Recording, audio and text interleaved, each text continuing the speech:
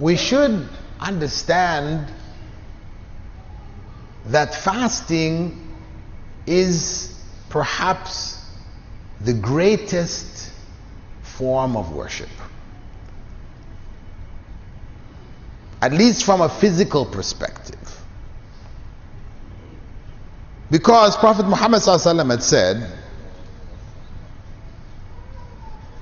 when a man came to him and asked him to tell him what would put him in paradise, he said, "Alayka bis-siyam, fa innahu la idla lah."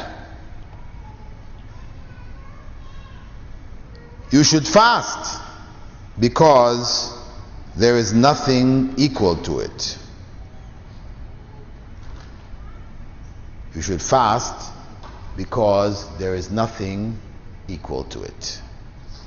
This is the status that the Prophet ﷺ gave to fasting.